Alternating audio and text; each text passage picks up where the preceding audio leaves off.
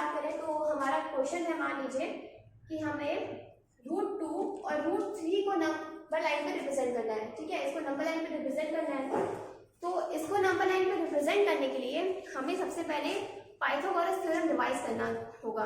Pythagoras theorem में हमने क्या पढ़ा था कि अगर कोई भी एक राइट एंगल ट्राइंगल है, उसका हाइपोटेनस निकालने के लिए हमें AB का स्क्वायर प्लस BC का स्क्वायर करना पड़ता है। तो हमको मिलता है AB square plus BC square equals to AC square. तो हमने देखा कि पाइथागोरस थ्योरम में हाइपोटेनस निकालने के लिए हम AB square plus BC square करते हैं, तो हमें AC स्क्वायर मिलता है जो कि हाइपोटेनस है। ठीक है, इसका बहुत यूज आने वाला है हमें √2 और √3 को नंबर लाइन पे रिप्रेजेंट करने के लिए। अब इसको रिप्रेजेंट करना स्टार्ट करते हैं। हमने लाइन ड्रॉ कर ली, उसमें ये 0 सेट हो गया। ठीक है, अब इसे 1 यूनिट की एक और लाइन ड्रॉ करेंगे, ये 1 सेंटीमीटर की हो गई। अब इसी के जस्ट परपेंडिकुलर एक और लाइन ड्रॉ करेंगे 1 सेंटीमीटर की। ठीक है, ये O, ये A, ये B है, मान लीजिए ये हो गया। अब अगर हमें इसका हाइपोटेनस करना हुआ तो इसका हाइपोटेनस कितना हो जाएगा, 1 का स्क्वायर प्लस 1 का स्क्वायर 2 और उसका होल, मतलब ये 2 आ गया। अब इसका अंडर रूट करेंगे तो ये √2 आ जाएगा, मतलब ये जो हमारा OB हुआ ये √2 आएगा।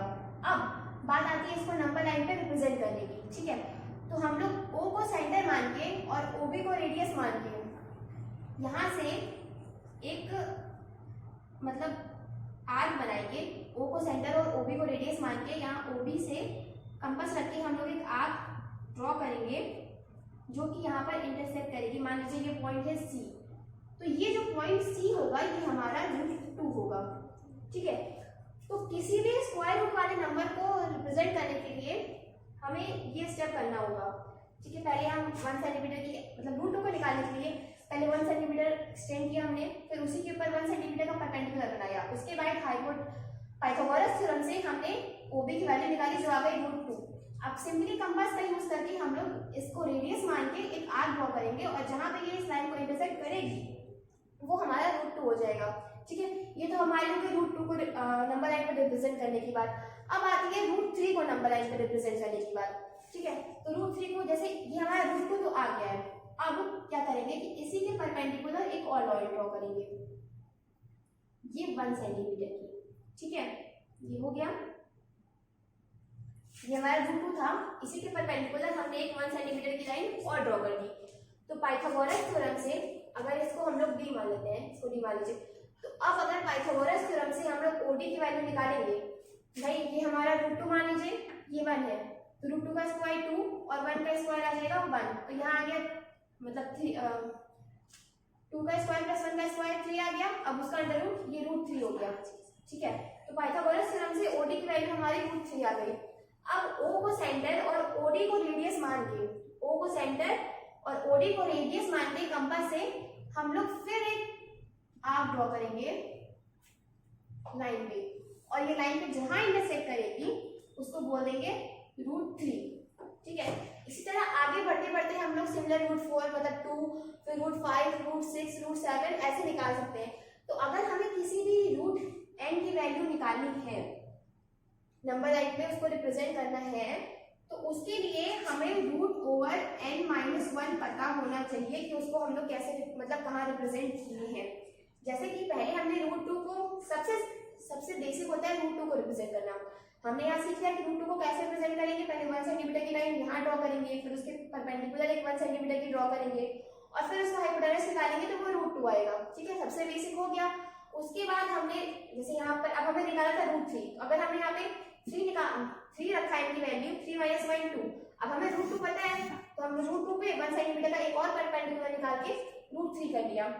अब अगर हमें बात आएगी √4 की बनाने की, यहाँ पे क्वेश्चन में नहीं है, फिर भी अगर हमें √4 की बात आएगी तो हम फिर इसकी परपेंडिकुलर एक लाइन ड्रॉ करेंगे 1 सेंटीमीटर की, उसी से इसकी वैल्यू आ जाएगी √4 यानी कि 2।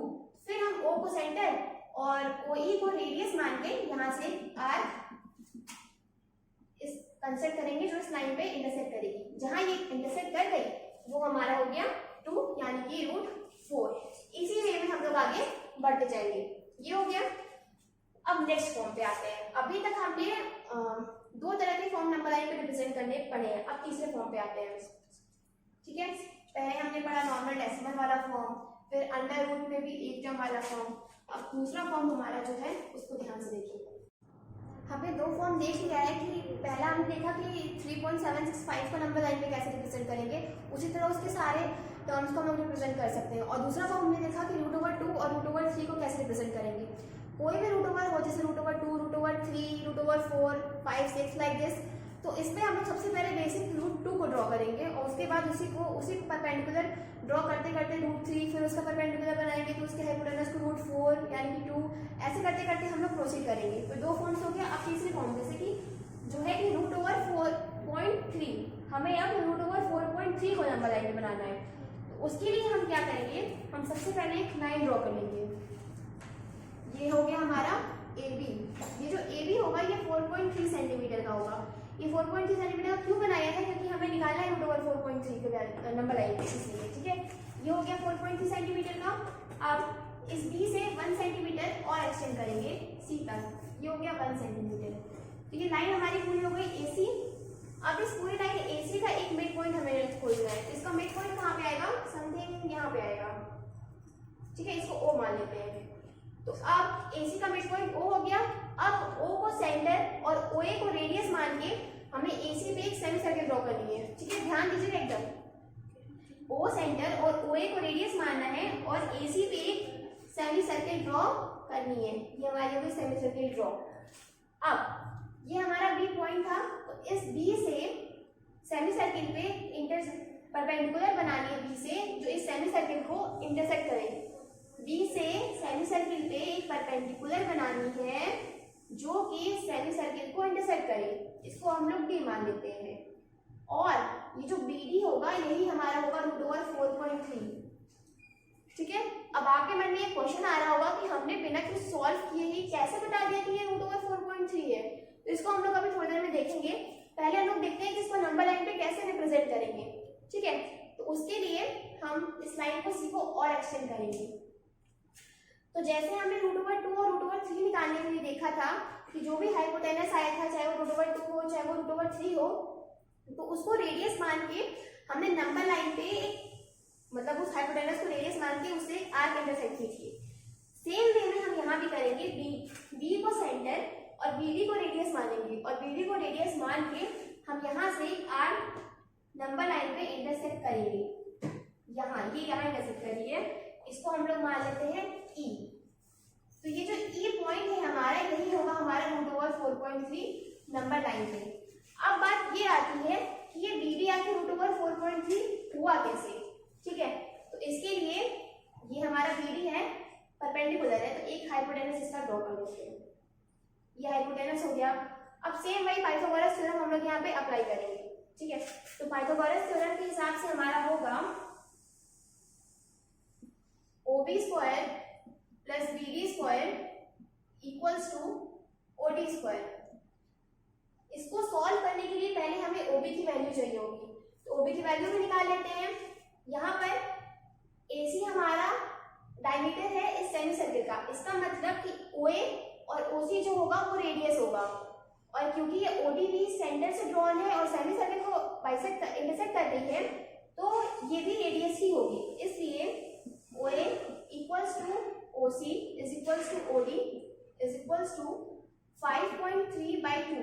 ये 5.3 कैसे आया, क्योंकि यहाँ पर हमारा AB 4.3 था और BC 1 सेंटीमीटर है, तो 4.3 + 1 = 5.3। ठीक है, ये AC पूरा 5.3 हो गया, इसका हाफ OC कितना हो गया 5.3/2। ये हमारा हो गया OC की वैल्यू। अब हमें निकालना क्या है OB। तो OB निकालने के लिए हम क्या करेंगे, OC - BC।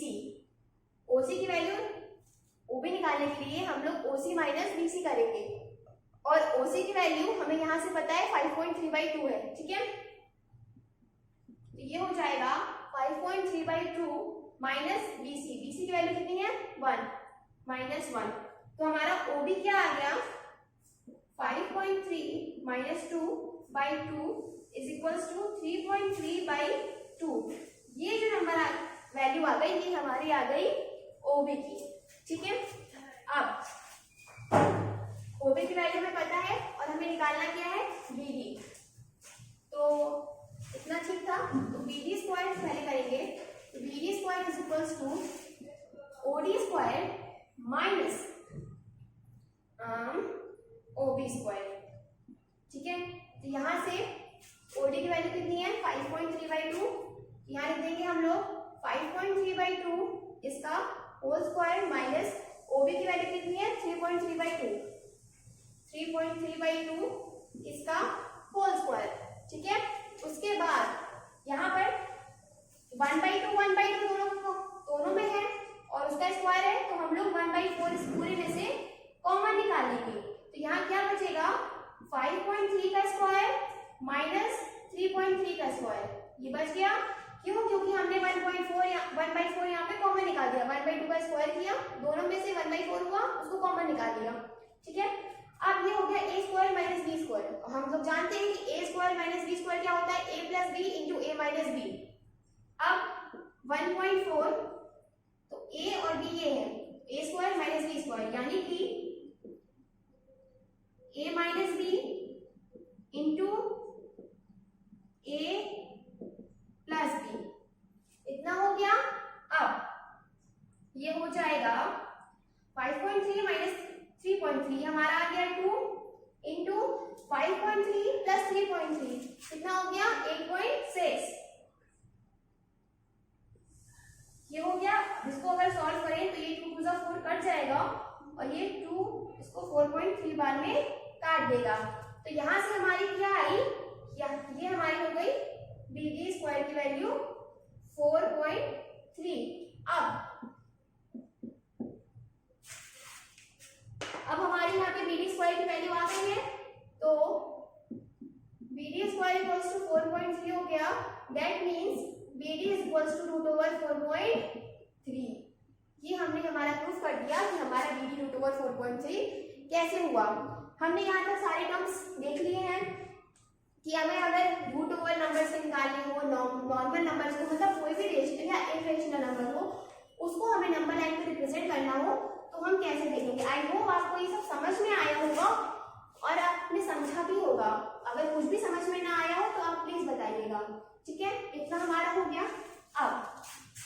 अब एक बात ये आती है कि हमने उस तरीके के फॉर्म्स को तो यहाँ पे रिप्रेजेंट करना सीख लिया। ठीक है, अब मान लीजिए हमें कहा जाए कि हमें 1/√2 को नंबर लाइन पे रिप्रेजेंट करना है। ठीक है, अगर हमें कहा जाए कि हमें 1/√2 को नंबर लाइन पे रिप्रेजेंट करना है, 1/√2 को, तो यहाँ पे प्रॉब्लम ये आती है कि यहाँ पे डिनोमिनेटर में एक रेशनल नंबर दिया है। डिनोमिनेटर मतलब हम लोग ये पढ़ चुके हैं ऑपरेशन और रियल नंबर्स में कि अगर कोई भी रेशनल और इरेशनल का क्वेश्चन है तो वो इरेशनल ही आएगा। ठीक है, ये हमने पढ़ चुका है। पर वो तो ठीक है कि ये इरेशनल आएगा, लेकिन ये डिनोमिनेटर में इरेशनल है, तो इसको हम लोग कैसे इससे डिवाइड करके उसको नंबर लाइन में रिप्रेजेंट करेंगे, क्योंकि उसकी कोई फिक्स वैल्यू तो होगी नहीं, कहाँ तक हो जाएगा। ठीक है, तो इसके लिए हमें क्या करना होता है, जैसे ये डिनोमिनेटर में इरेशनल है, इस इरेशनल को हमें रेशनल में करना होगा। तो उस इरेशनल को रेशनल में कैसे करेंगे वो देखते हैं। ठीक है, जैसे कि हम सब जानते हैं कि √2 इरेशनल है, पर अगर इसी √2 में हम एक और √2 इंटू कर देते हैं तो ये बन जाएगा 2, जो कि एक रेशनल नंबर है। ठीक है, और हम ये भी जानते हैं कि √2/√2 हमारा 1 होगा। जैसे कि हमने मिड टर्म्स, दो रेशनल या दो इरेशनल की बीच में निकालकर सीखा था कि उसमें जितने निकाला था उसमें +1 करते थे, तो उसी तरह से 7/7 हमारा आया था, याद है आपको? याद है ना? हाँ, तो इस तरह 7/7 हमारा आया था, तो उसका वैल्यू 1 होता है, तो हमने उससे ऊपर नीचे मल्टीप्लाई किया था, तो उससे कोई फर्क नहीं पड़ा था। उसी तरह अगर हम इन दोनों टर्म्स का, ये फर्स्ट और ये सेकेंड, इन दोनों टर्म्स को यूज करते हैं यहाँ पर, तो ये 1/√2 है, इसको रेशनल करने के लिए हम यहाँ से इस वाले फर्स्ट इक्वेशन से यहाँ पर √2 से मल्टीप्लाई कर देंगे, और सेकंड इक्वेशन में हमने देखा कि √2/√2 की वैल्यू 1 होती है, तो यहाँ पर भी हम इंटू ऊपर भी हम लोग इससे √2 कर देंगे। तो 1/√2 था, उसमें हमने यहाँ पर न्यूमरेटर और डिनोमिनेटर में दोनों √2 से इंटू कर दिया। अब ये हमारा क्या बन जाएगा, ये हो गया √2 और ये √2 इंटू √2 2। ठीक है, तो इसका मतलब अगर हम लोग को बोला जाए कि इसको नंबर लाइन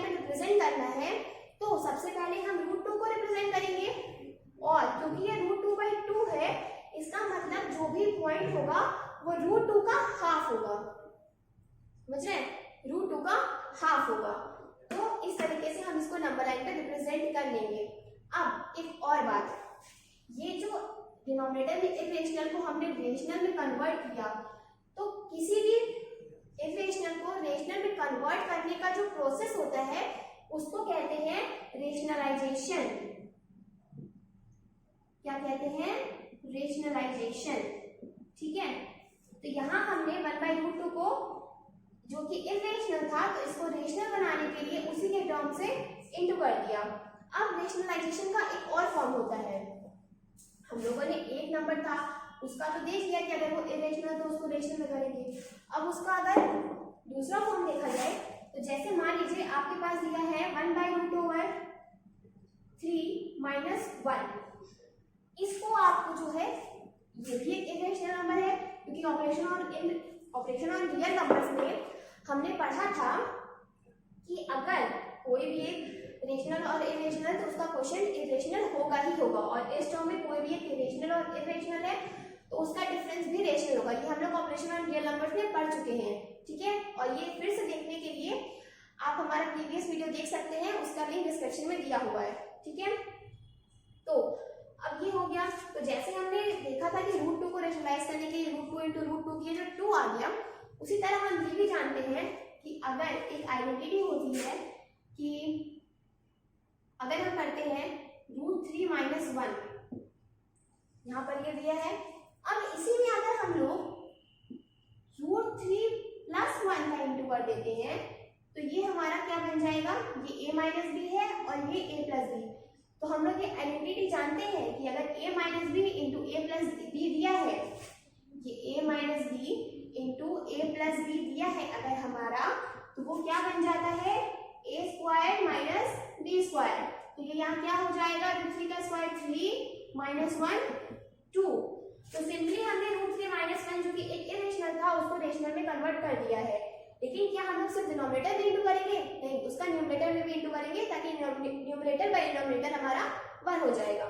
तो अब हम यहाँ पे √3 + 1 से न्यूमरेटर और डिनोमिनेटर में इंटू कर देते हैं।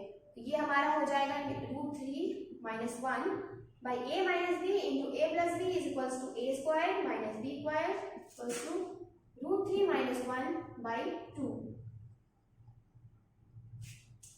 ठीक है, तो क्योंकि इसका डिनोमिनेटर इरेशनल में था तो इस डिनोमिनेटर को इरेशनल से रेशनल करने के लिए ताकि वो थोड़ा इजी हो जाए, हमने इसको रेशनल में कन्वर्ट किया। और इस इरेशनल से रेशनल को प्रोसेस करने के लिए हमने बात की, उसे कहते हैं rationalisation.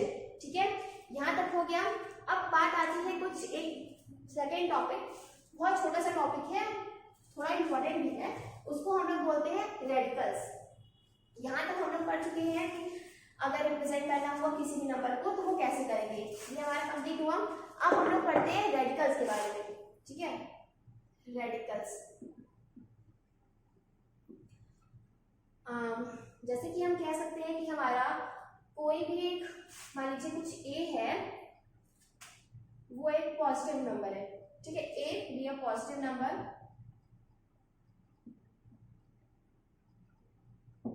And a is greater than 0।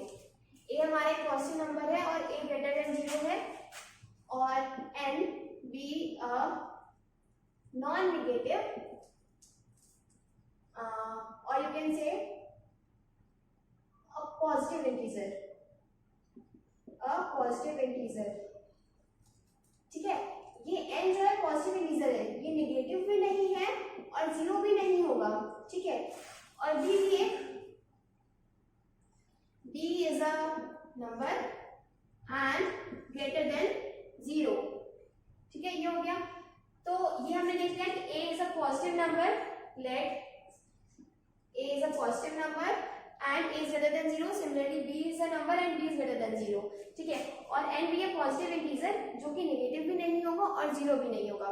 ठीक है, अब अगर हमारा लिखा हुआ है कि a √n दिया है, ये इज इक्वल टू b है, इसमें a हमारा एक पॉजिटिव नंबर है, n नॉन पॉजिटिव इंटीजर है, और जो b है ये भी ग्रेटर देन 0 है, इतना दिया हुआ है। तो इसको हम लोग लिख सकते हैं कि a is equals to b का पावर n। इसको हम लोग इतना लिख सकते हैं कि a एक आइडेंटिटी होती है कि अगर a root over n equals to b दिया है, a हमारा a is equals to b to the power n हो जाएगा। अब यहाँ पे ये हो गया, तो यहाँ जो ये हमारा root over a to the power n का ये था, इसमें ये जो साइन है, ये साइन, इसको हम लोग बोलते हैं रेडिकल।